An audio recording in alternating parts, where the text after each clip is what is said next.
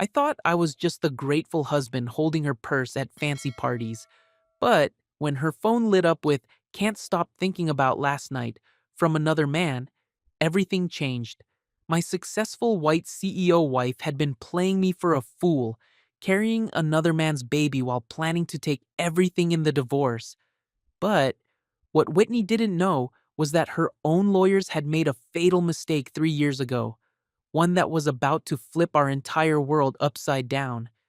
They thought I was just a broke black mechanic who'd be grateful for scraps, but I was about to show them what real power looks like when you play by their rules and win. By the time I was done, she'd learned that sometimes the quietest revenge cuts the deepest, and the man you underestimate might just be the one holding all the cards. What happened next shocked everyone, including me, and changed everything I thought I knew about justice, dignity, and what it really means to win. If you're watching this, subscribe and tell me where you're from, because this story will make you question everything you think you know about power and payback. Claude é uma IA e pode cometer erros. Por favor, verifique as respostas. The crystal chandelier threw dancing lights across the hotel ballroom as I adjusted my black tie for the third time. Whitney stood beside me, perfect as always in her emerald dress that cost more than most people made in a month. Her blonde hair was swept up in some fancy style that probably took her stylist 2 hours to create. "Marcus, hold this," she said, pressing her clutch into my hands without looking at me. She was already scanning the room, hunting for the right people to talk to. The charity gala was her world, not mine. I stood there holding her purse while she worked the crowd. Some older white man in a tuxedo that screamed money walked up to us. "Whitney, darling, you look stunning," he said, air kissing both her cheeks. "Thank you, Robert. This is my husband, Marcus," Whitney said. The way she said husband sounded like she was introducing her accountant. Robert's eyes flicked over me quickly. "Ah, yes, the mechanic. Whitney always says you're great with engines, just not so much with menus." He chuckled at his own joke. Heat crawled up my neck, but I smiled and nodded. I'd learned to swallow these little cuts. They came with being the blue-collar black husband of a white CEO. I was used to being the curiosity in the room. "Actually, he's a foreman now," Whitney corrected, but her voice carried that same tone she used when talking about the weather. "How wonderful," Robert said, already looking past me towards someone more important. Whitney launched into conversation about quarterly projections and board meetings. I stood there holding her clutch, watching her come alive in ways she never did at home. This was her element. These were her people. Marcus Cole. I turned to see a tall white man approaching. Everything about him was polished, from his perfectly styled brown hair to his expensive watch that caught the light. He looked like he'd stepped out of a magazine ad for luxury cars. "Chase Adler," he said, extending his hand. His grip was firm, confident. "I've heard so much about you." Whitney's face lit up in a way I hadn't seen in months. "Chase, I didn't know you were coming tonight." "Last-minute decision," he said, his eyes staying on her face a beat too long. "Couldn't miss supporting such a worthy cause." I watched them talk, noticed things I didn't want to notice.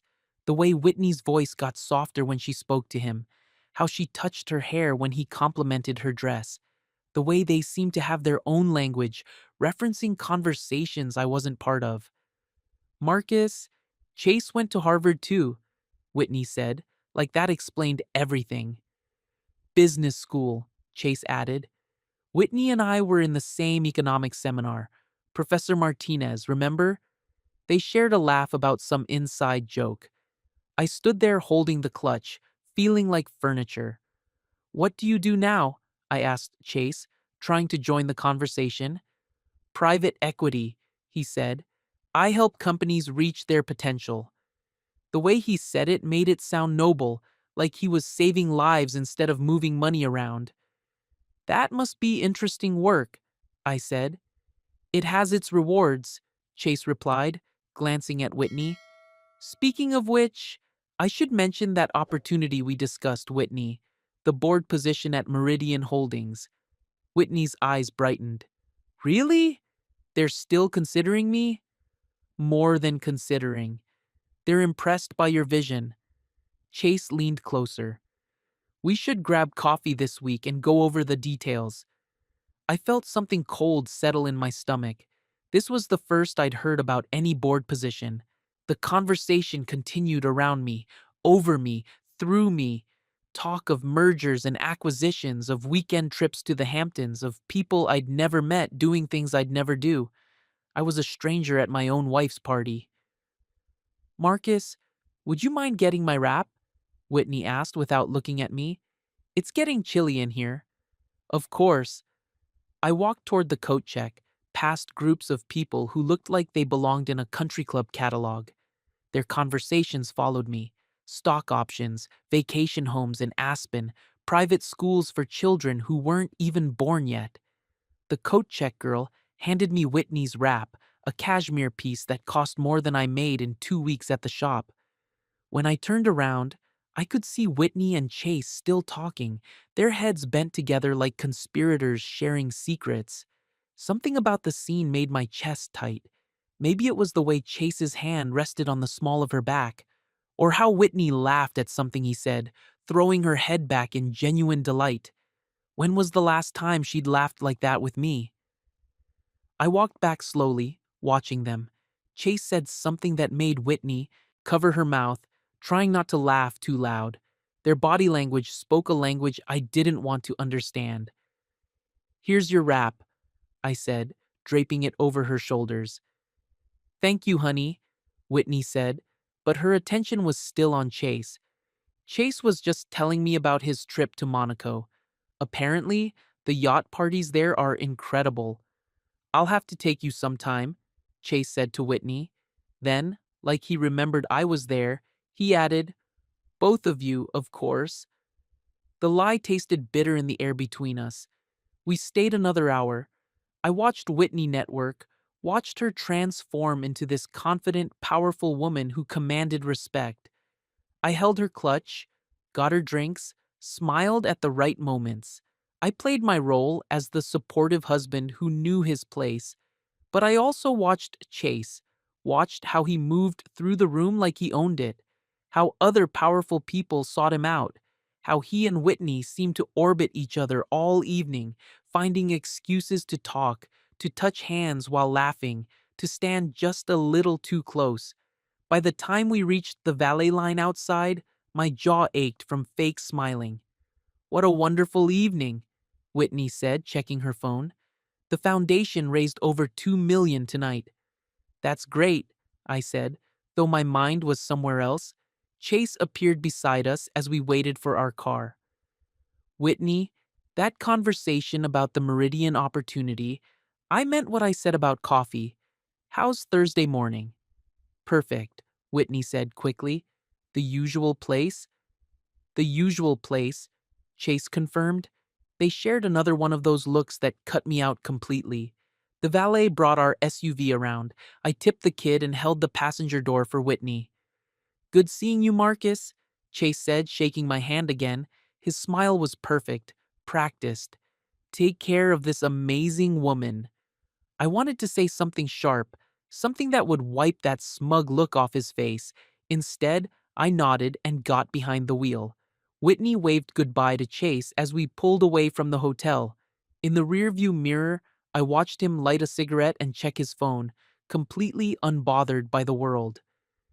He's doing so well for himself, Whitney said as we merged into traffic. Did you know he just bought a penthouse in Manhattan? 42nd floor overlooking Central Park. Good for him, I said. Don't be like that. Like what? Sulky. Chase is a good friend. He's trying to help my career. I kept my eyes on the road, hands steady on the wheel. I'm sure he is. Whitney went quiet for a few minutes, scrolling through her phone. The city lights blurred past us as we headed home to our own penthouse, the one Whitney had bought before we got married, the one that never quite felt like mine. Oh, Whitney said suddenly. Mother called today. She's thrilled about Chase joining the country club board. She thinks it's wonderful that I have such influential friends. Her mother. That explained a lot. Margaret Hale had never quite gotten over the fact that her daughter married a mechanic instead of someone from their social circle. She was always polite to me, but her politeness felt like ice. We pulled into our building's underground garage. The security guard nodded at us as we drove past. Everything was clean, expensive, perfect, just like Whitney's world. In the elevator, I watched our reflection in the polished steel doors. Whitney looked radiant, energized by the evening. I looked tired. The contrast was sharp, painful. Marcus, you barely said 2 words all evening, Whitney said as we rose toward the 38th floor. Didn't have much to say. You could have tried harder. These events are important for my career, for our future. Our future. The words sat heavy between us. The elevator dinged and the doors slid open. Whitney walked ahead of me into our hallway, her heels clicking on the marble floor. Everything about our life looked perfect from the outside. The expensive apartment, the successful wife, the American dream come true. So why did I feel like I was drowning? Inside our penthouse, Whitney kicked off her heels and padded toward the kitchen. The space was all glass and clean lines like something from an architecture magazine. Beautiful, but cold. I'm going to make some tea, she said. Want some? No, thanks. I loosened my tie and walked to the floor-to-ceiling windows that looked out over the city. Thousands of lights twinkled below us, each one representing someone's life, someone's struggles, someone's hopes.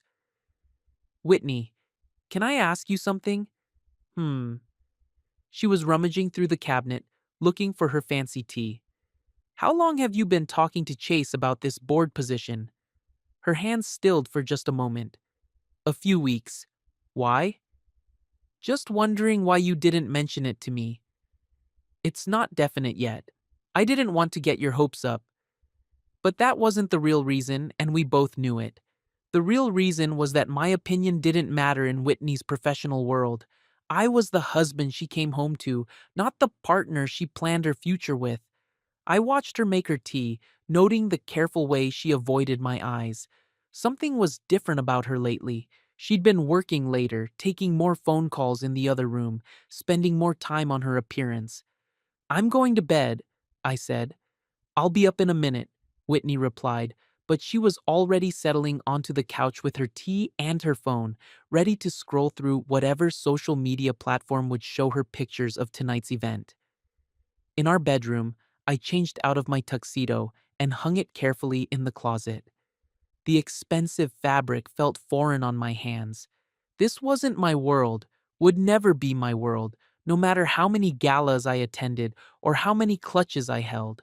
I lay in bed, staring at the ceiling, listening to Whitney move around in the living room. The sounds were familiar. Her teacup clinking on the coffee table, her fingers tapping on her phone screen, her soft laugh at something she saw online. But tonight, those familiar sounds felt different. Tonight, they felt like the sounds of a stranger. I thought about Chase, about his perfect smile and his perfect handshake and his perfect life. I thought about the way Whitney's face had changed when she saw him, like someone had turned on a light inside her, and I thought about the coffee date they'd planned for Thursday morning. The usual place. Like it was routine. Like it was normal.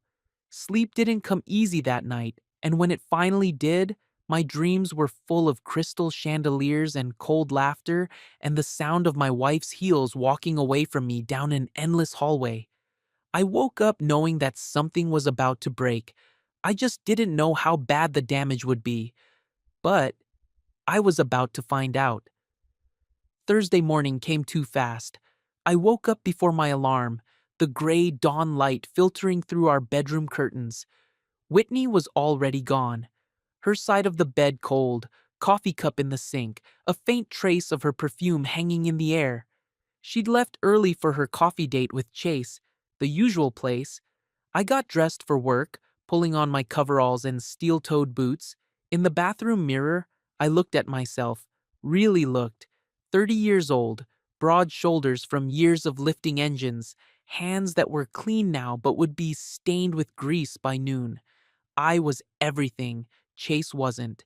Everything Whitney's world said wasn't enough. At Alvarez Auto, I tried to lose myself in work. Mr. Alvarez had been good to me over the past 5 years, promoting me to foreman, giving me respect I didn't get anywhere else. The shop smelled like motor oil and honest sweat. It felt real in ways the penthouse never did.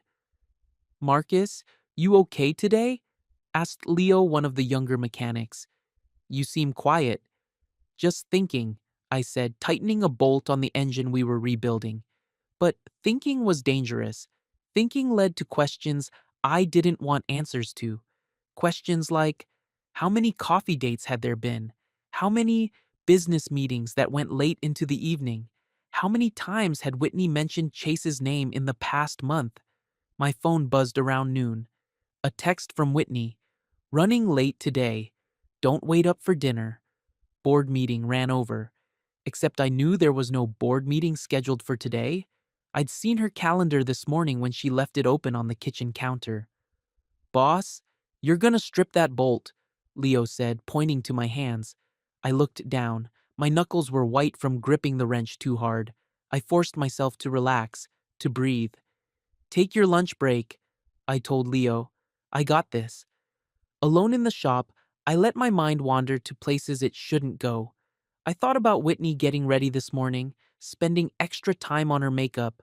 I thought about the new dresses that had been showing up in our closet, the late night phone calls she took in the other room, the way she'd been distant in bed. My phone rang. Deshaun, my cousin.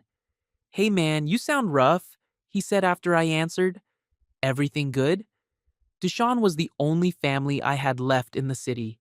He'd built himself up from nothing, just like me, except he'd gone into real estate instead of engines. Smart, successful, but still real. Still family. Can you meet me for drinks tonight? I asked. I need to talk. Say no more. Murphy's at 8? Yeah. Thanks, man. The rest of the day dragged. Every car that came into the shop needed something different: brake pads, transmission work, oil changes. Honest problems with honest solutions. Not like the mess my life was becoming. At 6, I headed home. The penthouse felt empty, even though Whitney's things were everywhere. Her laptop was closed on the dining table, her coffee cup from this morning still in the sink. I opened her laptop without thinking, then stopped myself. I wasn't ready to become that husband. Not yet. I showered and changed, then walked to Murphy's bar. It was the kind of place Whitney would never set foot in. Dim lighting, beer signs on the walls, working people unwinding after long days. My kind of place. Deshaun was already there, nursing a beer and watching basketball on the TV above the bar. You look like hell, he said when I sat down. I ordered a whiskey, drank half of it before I answered. I think Whitney's cheating. Deshaun didn't flinch, just nodded like he'd been expecting this conversation for months. "Wanna talk about it?" he asked. So I told him everything: the gala, Chase, the coffee dates, the lies about board meetings, the way my wife had become a stranger in our own home. You got proof? Deshaun asked. Just my gut. Your gut's usually right. Deshaun finished his beer. What you gonna do about it? I don't know. Part of me wants to confront her. Part of me wants to pretend it's not happening. And the other part? I thought about that. The other part wants to protect myself. Deshaun nodded. Smart man. You remember that prenup you signed? I did remember. Whitney's lawyers had insisted on it before our wedding. At the time, it seemed reasonable. She had money, I didn't. If things went bad, I'd walk away with what I brought into the marriage, which wasn't much. What about it? You ever read the whole thing? I mean, really read it? Deshaun, it was 50 pages of legal language. I looked at the main points. And And when did you two get married? 3 years ago, last month. The words came out slowly as understanding started to dawn. Deshawn smiled, but it wasn't a happy smile. Most prenups got sunset clauses, cousin. After a certain number of years, they change. Sometimes they disappear completely. My heart started beating faster. You think? I think you need to get me a copy of that prenup tonight, and I think you need to start documenting everything. We finished our drinks and walked back to my building. In the elevator, Deshawn was already on his phone, texting someone. Real estate attorney, he explained, owes me a favor. She'll take a look at your prenup tomorrow if you can get it to her.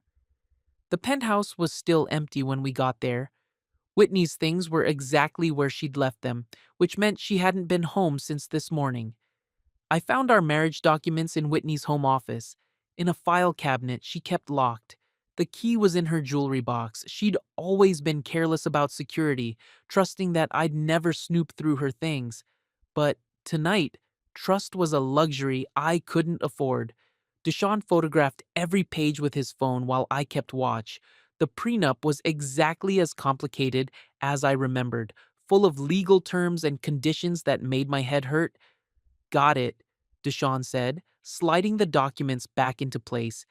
Angela will have this reviewed by tomorrow afternoon. What if I'm wrong? I asked. What if Whitney's not cheating, and I'm just being paranoid? Deshawn looked at me with the expression he'd worn since we were kids, the one that said he could see right through my bullshit. Marcus, when's the last time your wife touched you? Really touched you? I thought about it. Weeks, maybe a month. When's the last time she asked about your day, your dreams, your anything? Longer than that. When's the last time you felt like partners instead of roommates? I couldn't remember.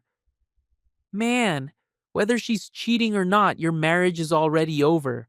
The question is whether you're gonna let her control how it ends. After Deshawn left, I sat in the living room waiting for Whitney to come home. The city lights sparkled through our floor-to-ceiling windows, beautiful and cold. I thought about the life we'd built together, the dreams we'd shared in the beginning. Whitney had been different when we first met, softer, more real. She'd said she was tired of men who only saw her money, who wanted to use her connections. She'd said I was genuine, that I made her feel grounded. But somewhere along the way, I'd stopped being her anchor and started being her anchor, the weight holding her down. I heard her key in the door around midnight. She came in quietly, like she was trying not to wake me. Marcus, you're still up? Yeah. How was your day? Whitney hung up her coat, avoiding my eyes. Long. The board meeting went later than expected. Another lie. They came so easily now. How was coffee with Chase? Fine, just business talk.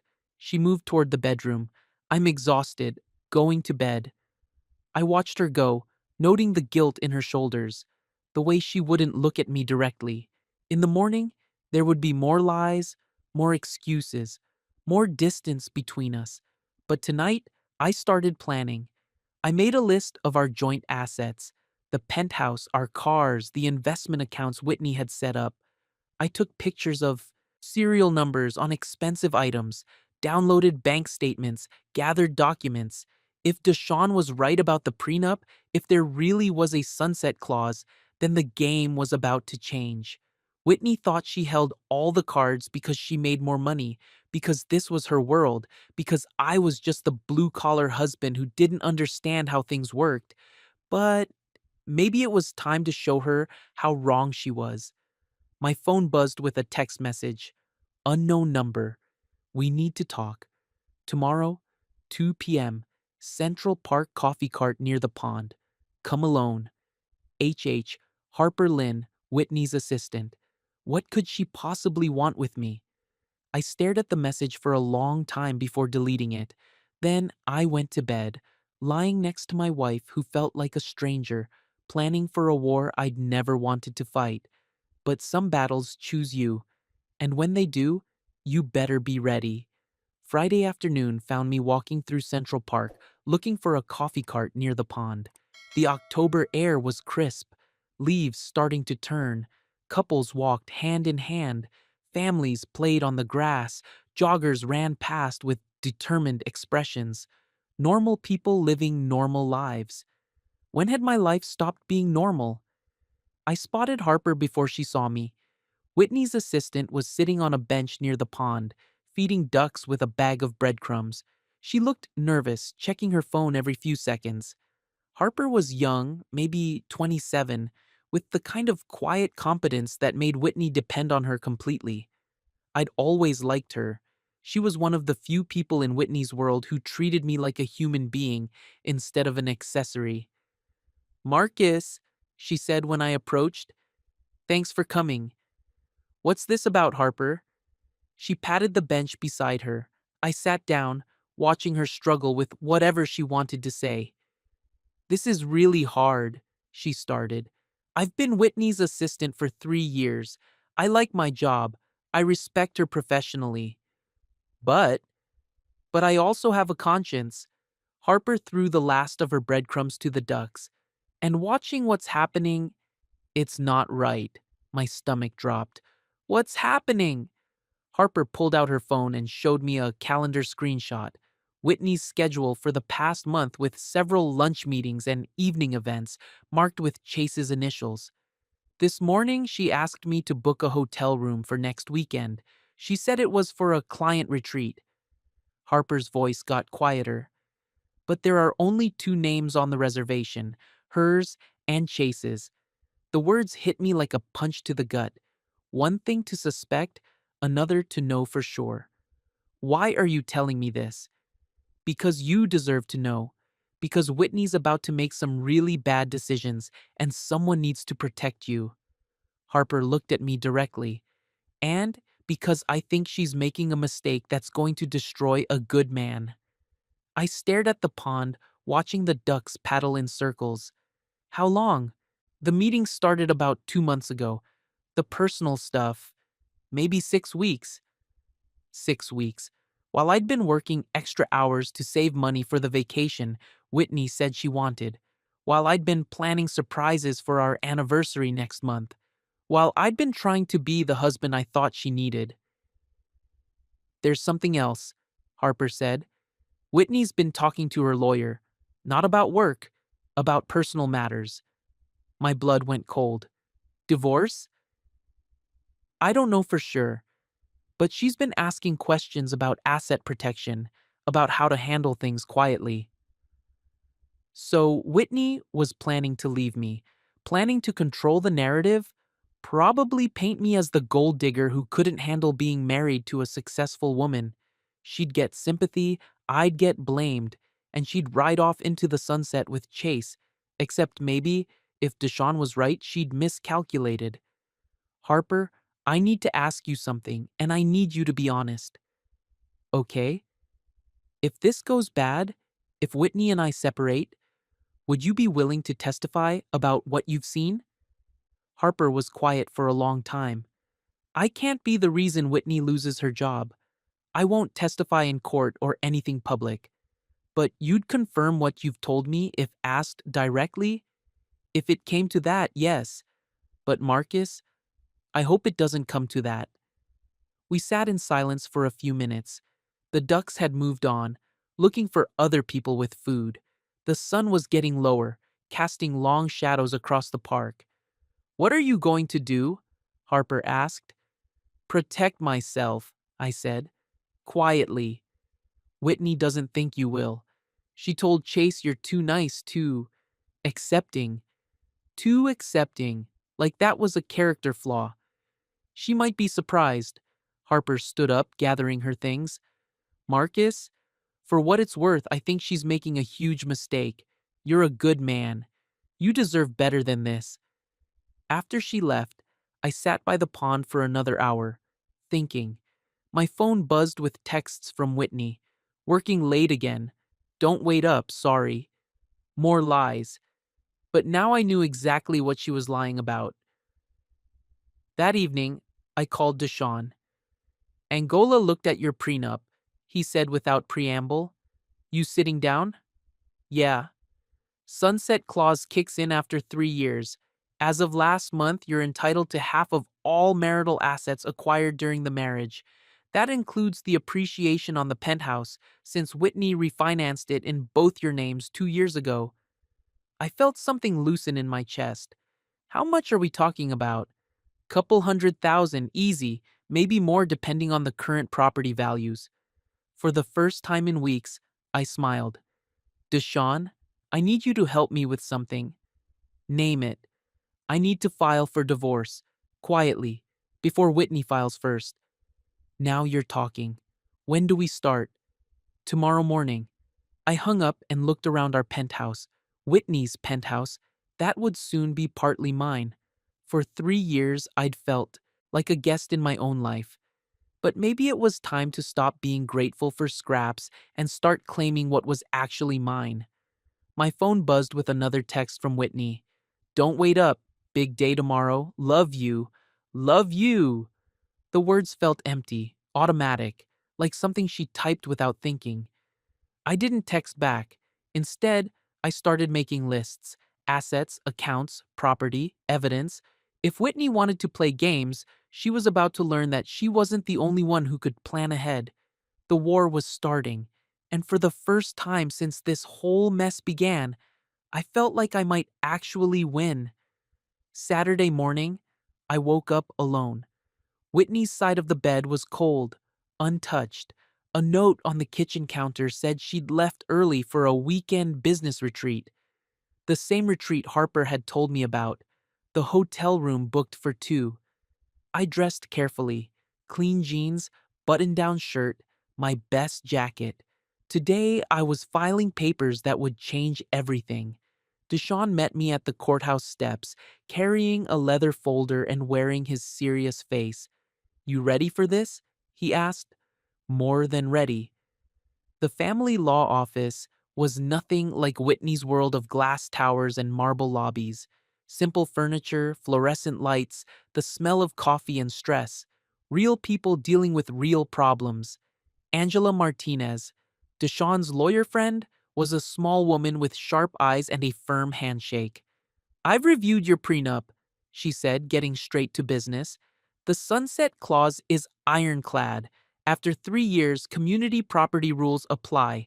Your wife's lawyers probably assumed you'd never read the fine print. What does that mean for me? It means you're not the helpless husband they think you are. Angela spread papers across her desk. Based on the property values and account statements Deshawn provided, you're looking at a settlement in the mid-six figures. Maybe more. My head spun. 6 figures. Enough to buy my own place, start over, never have to feel grateful for scraps again. There's something else, Angela continued. Your wife refinanced the penthouse in both names 2 years ago. That makes the appreciation community property too. She probably did that for tax reasons, I said. Maybe, but it was also a gift to you, legally speaking. She can't take it back now. We spent 2 hours filling out paperwork: divorce petition, asset disclosure forms, mediation requests, everything clean, everything legal, everything designed to avoid the kind of ugly public battle that would hurt both of us. I'm recommending mediation over litigation, Angela said. It's faster, cheaper, and more private. Given your wife's public position, she'll probably prefer that too. How long before she knows?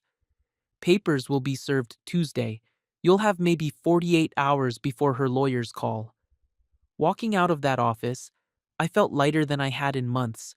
Not happy. This wasn't something to celebrate, but free. Like, I'd been holding my breath for weeks and could finally breathe again. You want to grab lunch? Deshawn asked. Actually, I want to go to work. On Saturday? Mr. Alvarez has been letting me work on a side project. Feels like a good day to finish it. At the shop, I found Mr. Alvarez tinkering with a vintage Mustang, jazz music playing from an old radio. Marcus, I thought you were taking the weekend off. Change of plans. Mind if I work on the Lambo? The Lamborghini had been abandoned by a client who couldn't afford the repairs. Mr. Alvarez had offered to let me restore it in my spare time, with a profit split if we could sell it. It had become my escape, my therapy. All yours, son. I spent the afternoon lost in honest work, cleaning parts, replacing gaskets, checking tolerances. The engine was a beautiful thing, complicated but logical, broken but fixable. Unlike my marriage. Around 4, Leo showed up. Heard you were here, he said. Thought I'd see how she's coming along. Leo was 19, eager to learn, reminded me of myself at that age. I'd been teaching him about high-end imports, sharing what I'd learned over the years. Want to help me install the new timing chain? We worked in comfortable silence, the kind you only get with engines and tools and honest labor. No lies, no games, no hidden agendas. Just two men fixing something that was broken. Mr. Marcus, Leo said eventually, you seem different today, lighter or something. Just working through some things. My dad always said work was the best medicine for a troubled heart. Smart man, Leo's father. By evening, we had the engine reassembled. I turned the key, and after 3 months of work, she purred to life. The sound was perfect, smooth, powerful, confident. Hot damn! Leo shouted over the engine noise. She sounds beautiful. Mr. Alvarez appeared in the bay doorway, grinning. I heard her from the office. Good work, Marcus. I shut off the engine, savoring the moment. Something broken, made whole again. Sometimes, that's all you can ask for. Sunday I spent alone, preparing for the storm I knew was coming. I found a small apartment near the shop. Nothing fancy, but clean and quiet and mine. Month-to-month lease, available immediately. I packed a bag with essentials, left it by the door. When Whitney got back from her business retreat, I'd be ready to leave with my dignity intact. My phone stayed quiet all weekend. No texts from Whitney, no calls, no explanations. She was too busy playing house with Chase to think about her real husband. Monday at work, I threw myself into routine. Oil changes, brake jobs, transmission work, honest problems with honest solutions. Mr. Alvarez gave me space, but I could feel him watching, worrying. Everything all right at home? He asked during the lunch break. It will be. You know you got family here, Marcus. Whatever happens. Mr. Alvarez had been more of a father to me than my own dad ever was. The words meant everything. Tuesday morning came too soon. I was under the hood of a Ford pickup when my phone rang. Whitney's ringtone. Marcus, what the hell is this? Her voice was sharp, angry. Some process server just handed me divorce papers at my office. I wiped my hands on a shop rag, walked outside where I could talk privately. Exactly what it says, Whitney. You can't be serious. This is some kind of joke, right? Do I sound like I'm joking? Silence on the line. Then, Marcus, let's talk about this at home, tonight. We can work this out. There's nothing to work out. What do you mean? Of course there is. We're married, Marcus. We love each other. Love? The word felt hollow coming from her mouth. How was your business retreat? I asked. Another silence, longer this time. That's not what you think it was. What was it then? Marcus, please, come home tonight. Let me explain. I'll come get my things. We can talk then. I hung up before she could respond. The rest of the day crawled. Every hour felt like 10. I kept my hands busy, my mind focused on work, but part of me was already gone, already moving toward whatever came next. At 6, I drove to our building. The same security guard who'd nodded at me for 3 years barely looked up. To him, I was already becoming invisible. The elevator ride to the 38th floor felt like a journey to another planet. Everything looked the same. The marble floors, the expensive art, the silence that money could buy. but it all felt foreign now, like visiting a museum of my old life. Whitney was waiting in the living room when I walked in. She'd changed out of her work clothes into jeans and a sweater, trying to look casual, approachable, but her eyes were red and her hands shook slightly as she poured herself a glass of wine. Marcus, thank God you're home. I'm not home, Whitney. I'm just picking up my things. Don't say that. This is your home. We built this together. No, I said quietly. You built this. I just lived in it. She set down her wine glass, moved toward me. Marcus, I know things have been difficult lately. I know I've been distant, but that doesn't mean we give up. Distant? I almost laughed. Whitney, when's the last time we had a real conversation? When's the last time you asked about my day, my dreams, anything that mattered to me? I. I've been busy with work. You've been busy with Chase. The name hung in the air between us like a curse. Whitney's face went pale. That's not. Marcus, you don't understand. Then explain it to me. Explain the coffee dates, the late nights, the hotel room you booked for last weekend. Her face crumpled. How did you. Does it matter how I know? Whitney sank onto the couch, covering her face with her hands. For a moment, she looked young, vulnerable, like the woman I'd fallen in love with 4 years ago. It wasn't supposed to happen, she whispered. Chase and I, we have so much in common. He understands my world, my pressures. Being with him feels easy in ways that being with me doesn't. She looked up at me with tears in her eyes. You're a good man, Marcus. You're kind and honest and real. But you don't understand what it's like to live in my world. The expectations, the image, the constant pressure to be perfect. So you found someone who does. Yes? The word came out like a confession. And more than that, Marcus, I'm pregnant. The world stopped, just stopped. I felt like I was falling and floating at the same time. Pregnant? 6 weeks? I found out last week. Is it? It's Chase's. She said it so quietly I almost didn't hear. Marcus, I'm so sorry. I never meant for this to happen. I walked to the windows, looked out at the city lights. Somewhere down there, people were living honest lives, making honest choices, dealing with honest problems. How long? I asked. The affair? 2 months, but the feelings? Marcus, I think I've been falling out of love with you for a while. I just didn't want to admit it. At least, she was being honest now. Too late, but honest. And Chase? What does he think about the baby? He's supportive. He wants to do the right thing. Which is what, exactly? Whitney was quiet for a long time. He's asked me to marry him after our divorce is final. I turned around to face her. You already said yes, didn't you? She nodded, not meeting my eyes. Well then, I said, I guess we don't have anything else to talk about. I went to our bedroom and packed a suitcase. Whitney followed me, trying to explain, trying to make me understand. But there was nothing left to understand. She'd made her choice. Now I had to make mine. Marcus, the prenup, what about it? My lawyer says you're not entitled to much. Maybe a small settlement, but nothing significant. I zipped up my suitcase and looked at her. Your lawyer might want to read the fine print.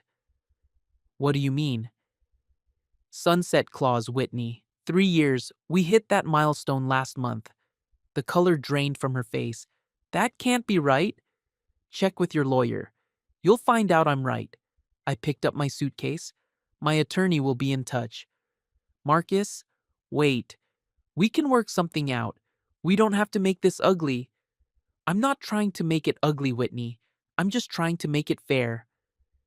At the door, I turned back one last time.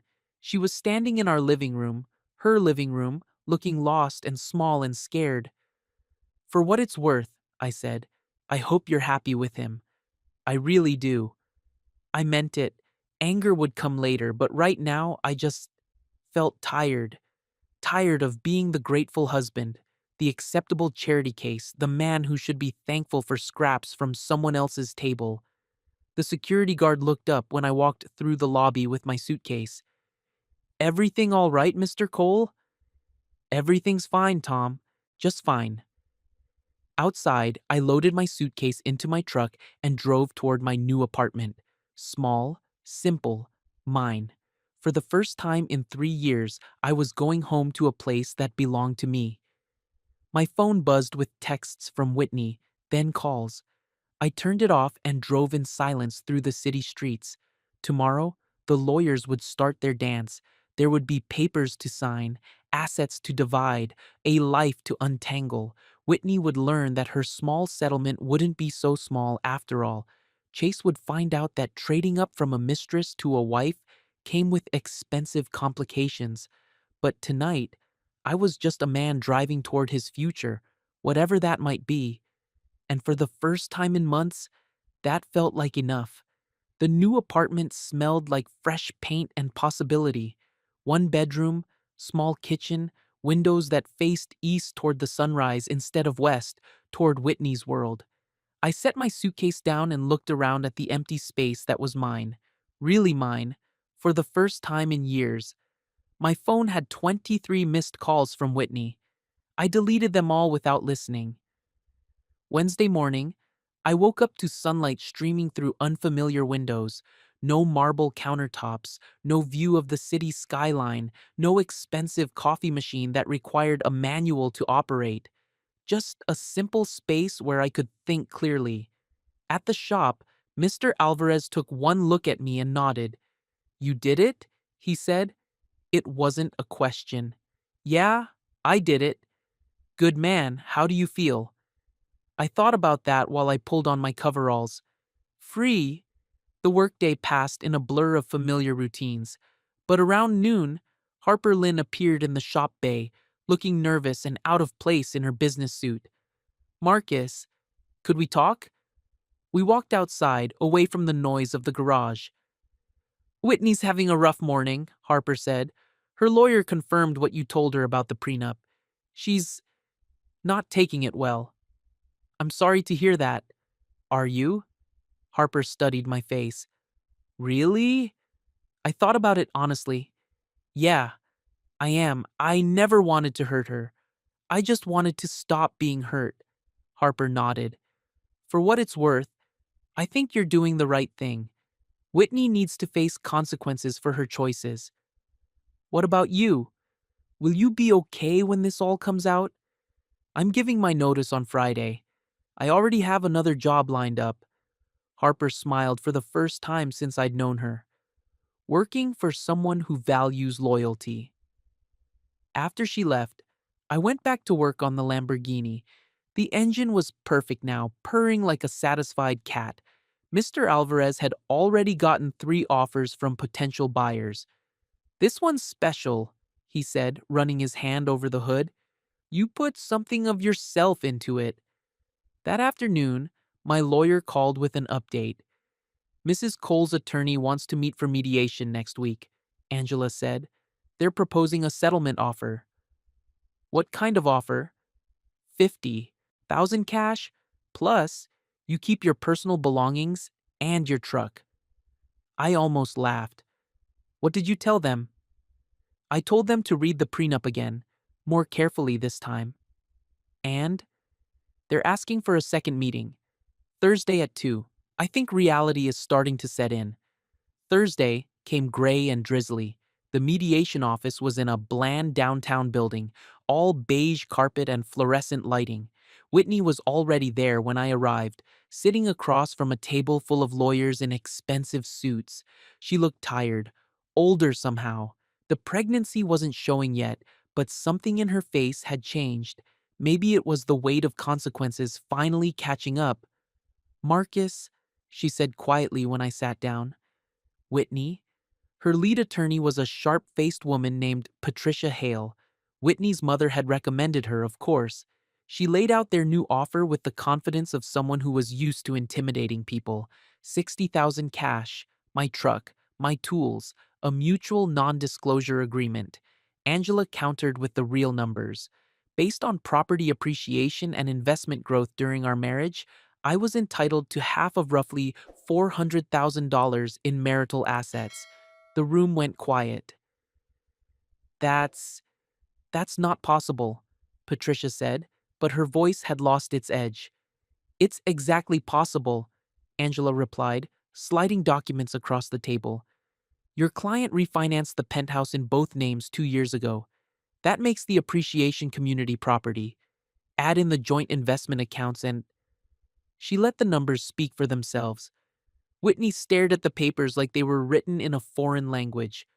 Marcus, she said finally, you can't seriously expect me to give you $200,000. I expect you to honor our marriage contract, the one your lawyers wrote, but you didn't contribute to any of this. The down payment, the investments, all of it came from my money. Actually, Angela interjected, your husband contributed 3 years of marriage. Under community property law, that has value. Patricia whispered something urgent in Whitney's ear. Whitney's face went pale. We need to recess, Patricia said. My client needs time to consider. They huddled in the hallway for 20 minutes. Through the glass door, I could see Whitney making angry phone calls, probably to her mother, probably to Chase. When they came back, Patricia's tone had changed completely. We're prepared to offer $125,000, plus Mr. Cole keeps his truck and tools. In exchange, we'd like a comprehensive non-disclosure agreement. What kind of non-disclosure? I asked. You agree not to discuss the details of your marriage or divorce with media, social media, or anyone who might use the information publicly. I looked at Angela. She shrugged. It was my call. I don't have any interest in talking to the media, I said, but I won't sign anything that prevents me from telling the truth if someone asks me directly. More whispered conversations, more phone calls. Finally, Patricia spoke. We can agree to a mutual non-disparagement clause. Neither party speaks negatively about the other in public, but no gag order on factual information. I looked across the table at Whitney. She was staring at her hands, probably calculating how much this divorce was going to cost her reputation as well as her bank account. 150,000, I said, and I keep the Lamborghini. The what? Patricia looked confused. There's a car I've been restoring at work. I want to keep it. Whitney looked up for the first time in an hour.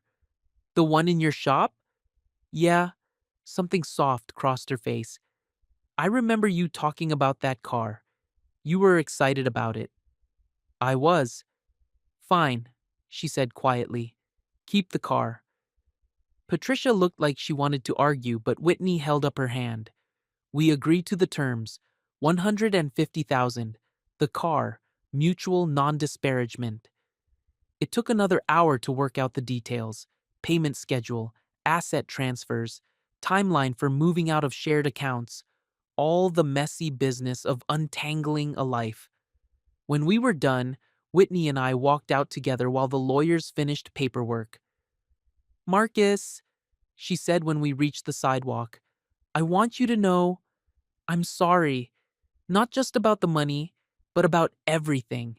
About how I treated you, about making you feel small. I know. Do you? Because I don't think I realized how awful I was until I saw myself through your lawyer's eyes today. Rain started to fall, light drops that felt like absolution. I hope you're happy with Chase, I said. I really do. What if I'm not? What if I made a terrible mistake? Then you'll figure it out. You always do. Whitney smiled sadly. You're being kinder to me than I deserve. Maybe, but kindness doesn't cost me anything. She started to say something else, then stopped herself. Take care of yourself, Marcus. You too. I watched her walk away in the rain, her heels clicking on the wet pavement. 3 years ago, I would have run after her, offered her my jacket, tried to fix whatever was broken. Today, I just let her go. At the shop that evening, I found Mr. Alvarez working late, updating inventory on his computer. How did it go? He asked. Better than expected? Good. And the Lamborghini? It's mine now, officially. Mr. Alvarez smiled. Even better. You know, I had 3 people call about that car today. Market's hot for classic imports right now. You think I should sell it? I think you should do whatever makes you happy. But Marcus, that car could be a down payment on your own shop. Something to think about. My own shop. The idea sent a spark through my chest. I'll think about it. That night in my small apartment, I made dinner on a hot plate and ate it standing at my kitchen counter. Simple food, simple space, simple life. It should have felt like a step down from the penthouse, but it didn't. It felt like coming home. My phone buzzed with a text from Deshawn. How'd it go today? Better than expected, I typed back. I'll call you tomorrow. Proud of you, cousin. I set the phone down and looked out my east-facing window. Tomorrow, the sun would rise on a new life. No lies, no games, no more walking on eggshells in my own home. Just me, my work, and whatever came next. 2 weeks later, I was under the hood of a Mercedes when Leo called out from across the shop. Mr. Marcus, phone call for you. Says it's important. I wiped my hands and took the call. Angela Martinez, with news. The settlement checks cleared, she said. The money's in your account as of this morning. $150,000. More money than I'd ever had in my life. There's something else, Angela continued. Mrs. Cole's assistant called. Apparently, Chase Adler has gone missing. Missing? Left town suddenly, no forwarding address, and there are questions about some investments he was managing for Whitney. Something about missing funds. I thought about Whitney, probably sitting in our old penthouse, pregnant and alone and realizing that her dream man wasn't quite what she'd thought. That's rough, I said, and meant it. Marcus, you did the right thing. Taking the quiet route, keeping your dignity intact. However this plays out for her, you're free and clear. After I hung up, I walked over to the Lamborghini. Mr. Alvarez was right about the market. I'd gotten 5 serious offers in the past week. The highest was enough to put a down payment on a small garage space across town. But looking at the car now, running my hand over the hood I'd spent months perfecting, I realized I didn't want to sell it. Some things weren't about money. You keeping her? Leo asked, appearing beside me. Yeah, I think I am. Good choice. She's too pretty to let go. That evening, I drove the Lamborghini through the city streets. The engine purred like contentment, smooth and powerful and perfectly tuned.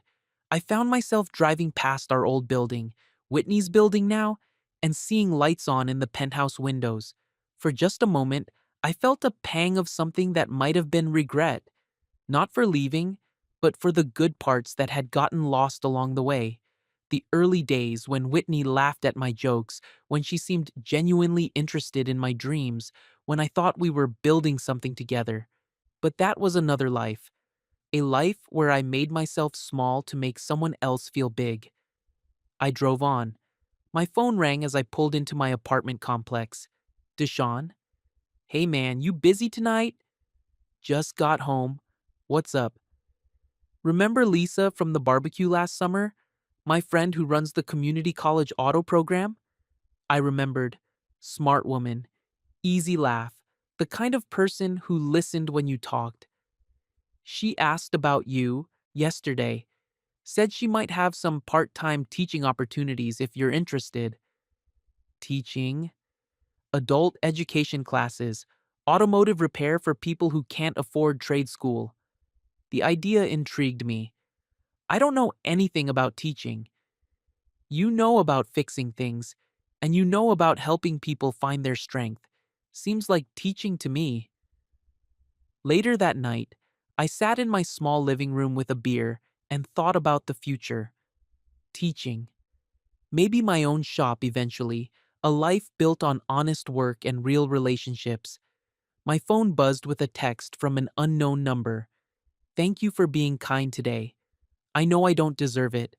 Hope you find happiness. I stared at the message for a long time, then deleted it. Whitney belonged to my past now. Whatever came next was mine to build. Outside my window, the city hummed with life, millions of people working, loving, struggling, dreaming.